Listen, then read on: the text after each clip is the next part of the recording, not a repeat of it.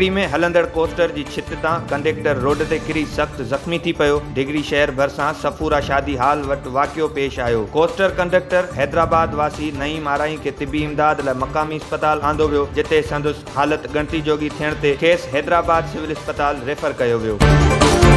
कानपुर महर वेझो ॻोठ जमाल बोज़दार जी ॿिनि धुरनि में हलंदड़ तकरार अंदरि गुज़िरियल ॾींहुं क़त्ल थींदड़ वकार बोज़दार जे कातिलनि जी गिरफ़्तारी लाइ ॻोठ जमाल बोज़दार मथां पुलिस चढ़ाई कई वई। DSP मीरपुर माथेलो मोहम्मद यूनिस जी अॻवाणी में पुलिस ॻोठ मथां चढ़ाई कई। क़त्ल में मुलविस शाही बोज़दार, बोली बोज़दार समेत मुराद बोज़दार खे गिरफ़्तार कंदे घरनि खे बाहि ॾिनी वई। पुलिस शक जी बुनियाद ते कुझु माण्हुनि खे गिरफ़्तार कयो, जॾहिं त असुल जवाबदार फरार थियण में कामयाब थी विया।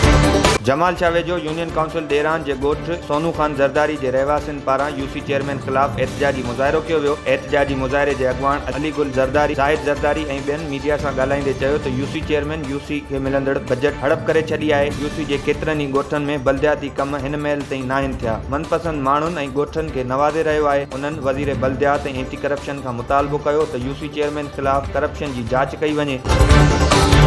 नवाबशाह जे गवर्नमेंट प्राइमरी स्कूल में योम तकबीर ॾींहुं मल्हायो वियो। तक़रीब में डिप्टी कमिश्नर शहीद बेनज़ीराबाद अब्दुल समद निज़ामाणी, मेयर शहीद बेनज़ीराबाद काज़ी रशीद भट्टी ऐं ॿियनि शिरकत कई। इन मौक़े ते मीडिया सां ॻाल्हाईंदे चयो, पाकिस्तान 28 मई 1988 में एटमी धमाका करे दुनिया जो 7 ऐं इस्लामी मुल्कनि में पहिरियों नंबर थी कामयाब थियो। पाक फ़ौज दुनिया जी बहितरीन सलाहियत रखंदड़ फ़ौज आहे। शागिर्दनि पारां इन मौक़े ते मिली नगमनि ते टेबलो पेश कया विया। मेहड़ में योम तकबीर जे सिलसिले में पाक फ़ौज जी हिमायत में municipal committee J administrator Mir Babur Maksi, Pir of mayor Syed Mohammad Shah, Shaukat Ali पल ऐं ॿियनि जी अॻवाणी में रैली कढी वई। रैली दौरान पाक फ़ौज जी हिमायत में नारेबाज़ी कई वई।